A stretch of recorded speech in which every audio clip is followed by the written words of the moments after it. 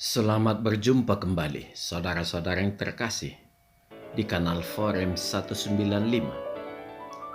Kanal kita bersama untuk mengasihi, melayani, memuji, dan menyembah Tuhan kita, Yesus Kristus.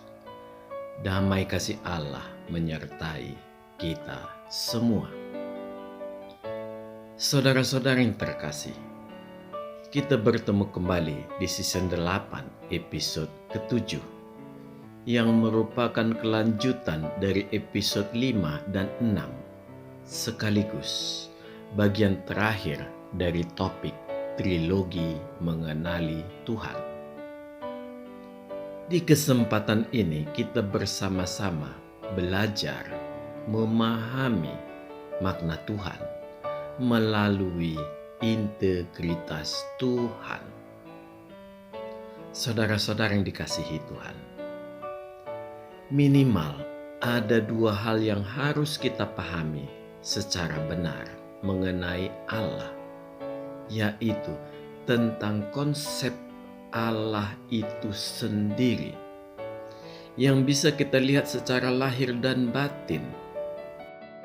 Melalui mata lahiriah, kita bisa melihat dari segala yang diciptakan Tuhan dan seperti apa Dia menyatakan dirinya serta pengajarannya yang sebagian besar dapat kita lihat melalui kitab suci. Sedangkan melalui mata batin kita bisa menyelami betapa luar biasanya segala proses kreasi yang ada di balik karya penciptaan itu. Mata batin kita sangat sulit untuk tidak menerima betapa luar biasanya Tuhan dari segala alam ciptaannya. Tetapi pengenalan mata batin kita ini bisa terdistorsi sangat parah apabila kita mengalami kegagalan dalam mengenali Tuhan melalui kitab suci. Ini adalah sebuah situasi yang sangat berbahaya karena menyangkut kehidupan kekal kita setelah mati, yang mana hal ini bisa disebabkan oleh dua hal. Yang pertama, kita malas mempelajari secara tekun dan berpikiran terbuka. Yang kedua, kitab suci itu sendiri yang memang tidak mampu memperlihatkan standar kesucian Tuhan yang mutlak harus bersifat universal. Salah satu indikasinya bahwa Tuhan mengasihi seluruh manusia dengan cara yang sama, dengan tetap menghormati pilihan hidup manusia itu sendiri. Dengan kata lain, kitab suci itu sebenarnya tidak patut disebut kitab suci yang mutlak harus berisi ajaran moralitas yang memperlihatkan kemutlakan Tuhan dalam hal kesucian yang merepresentasikan kemahamuliaannya. Saudara-saudara yang dikasihi Tuhan, bagian 3 ini memperlihatkan integritas Tuhan, di mana Tuhan sebagai penguasa yang maha segalanya dan maha kuasa yang ternyata tidak arogan sama sekali. Sekalipun keberadaan segala sesuatu dikarenakan Dia, tetapi Dia tetap menghormati semua ciptaannya itu, yang sekaligus memperlihatkan bahwa Tuhan memiliki integritas yang absolut. Ini bisa kita lihat dari cara Tuhan. Dia menciptakan segala sesuatunya sempurna di awalnya, dan Dia menginginkan kembali kesempurnaan itu dengan tekad yang muncul dari dalam diri manusia itu sendiri setelah mengenal Tuhan. Dan dengan kerendahan hatinya, Dia memiliki kesediaan untuk mau diubah Tuhan. Allah yang seperti inilah Allah orang Kristen. Saudara-saudara yang terkasih, sebenarnya kitab suci harus dapat berdiri sendiri tanpa bantuan dari kitab-kitab lain untuk memahami maknanya. Kitab suci harus bisa menjadi buku acuan dari sejarah manusia yang terjadi di muka bumi ini. Karena kitab suci yang benar-benar berasal dari Tuhan ditulis para penulisnya berdasarkan perjalanan rohani atau peristiwa yang dialaminya sendiri atau orang lain, dan disaksikan oleh dirinya sendiri atau oleh banyak orang juga. Pada satu sejarah yang tertentu, terkadang ada sebuah peristiwa yang dipersaksikan oleh banyak orang, dan ini bisa menjadi penguatan terhadap isi sebuah kitab suci. Inilah sifat traceability atau sifat mampu lacak. Yang ini berarti dapat ditelusuri kebenaran isinya. Dengan demikian, tidak akan terjadi sebuah pemahaman secara membuta dengan prinsip membuta juga dengan mengatakan itu yang tertulis di kitab suci kami. Itu bukan cara Tuhan untuk mengenalkan dirinya dan karyanya. Bila Tuhan memperlakukan ciptaannya yang paling mulia, yaitu manusia, dengan cara tersebut, maka sebenarnya Tuhan sedang membodohi manusia. Artinya, Tuhan menjadi tidak menghargai intelektual makhluk yang diciptakannya itu. Sekaligus, Tuhan sedang mempertontonkan kebodohannya sendiri. Inilah pentingnya kita menguasai kitab suci dengan akal budi, sehingga kita menjadi tahu kitab suci yang baik atau kitab suci yang tidak sekedar bocor halus lagi, melainkan sudah bocor keliling.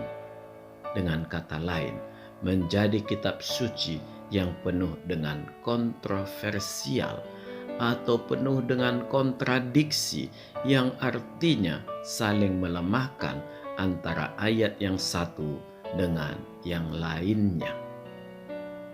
Saudara-saudara yang terkasih, sebenarnya mengapa Tuhan menciptakan manusia atau alam semesta ini?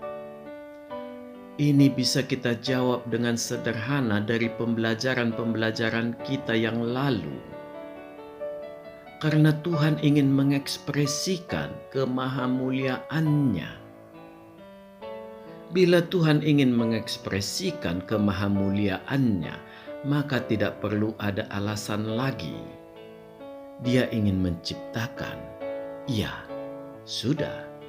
Di dalam kemahamuliaan Tuhan, Dia menciptakan alam semesta. Tuhan yang kita yakini Maha Mulia itu sudah pasti menghasilkan mahakarya yang sangat gilang gemilang. Gilang gemilang ini yang dikatakan Alkitab dengan sangat baik. Dan ini kita artikan dengan sempurna. Inilah dasar yang bisa kita lihat dari Alkitab, yaitu kata sempurna itu, sebagaimana tertulis juga di Matius 5 ayat 48, yang bisa saudara baca sendiri nanti. Benang merah di sini terlihat jelas bahwa memasuki surga Allah harus sempurna atau bersih dari dosa. Dengan kata lain, seperti kondisi manusia di awal penciptaan. Saudara-saudara yang terkasih, kita juga sudah paham bahwa manusia yang sempurna itu jatuh ke dalam dosa. tipu daya iblis yang merayu manusia itu dengan mengatakan bahwa manusia akan menjadi seperti Allah dalam hal menjadi memiliki kemampuan untuk mengetahui yang baik dan yang jahat. Di sini iblis memainkan taktik yang sangat baik. Tetapi sebagaimana iblis sendiri setelah kejatuhan manusia jatuh ke dalam dosa, diperoleh sebuah kenyataan bahwa selanjutnya manusia itu tidak mampu menghindari dosa. Ini dikarenakan kesempurnaan itu semakin pudar dari dalam diri manusia. Berbeda dengan iblis yang langsung berubah total seluruh jati dirinya dari sebentuk roh yang baik menjadi roh yang jahat dan semakin jahat.